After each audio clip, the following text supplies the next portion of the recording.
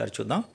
ఈ లింక్ మీద డిస్క్రిప్షన్లో ఇచ్చినటువంటి లింక్ మీద క్లిక్ చేయగానే ఇక్కడ ఒక చెక్ బాక్స్ వస్తుంది. దీని మీద క్లిక్ చేసి లాగిన్ అనే ఆప్షన్ మీద ప్రెస్ చేసి చెక్ బాక్స్ టిక్ పెట్టి ఇక్కడ ఆధార్ నెంబర్ ఎంటర్ చేయాల్సి ఉంటుంది.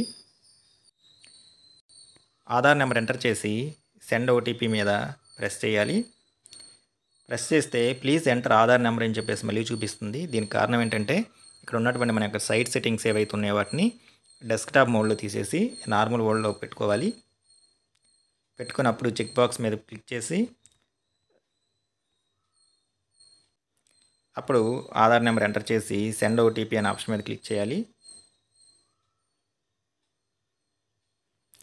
మనకి ఓటీపీ రావడం జరుగుతుంది. దాన్ని ఇక్కడ మనం ఎంటర్ చేయాలి. ఓటీపీ ఎంటర్ చేసి లాగిన్ అని క్లిక్ చేస్తే మనకి ఇలా కనబడుతుంది. ఆల్రెడీ ఎగ్జిస్ట్ అని. ఇలా ఉన్న వాళ్ళు మ్యాపింగ్ చేసుకోవాల్సినటువంటి అవసరం లేదు.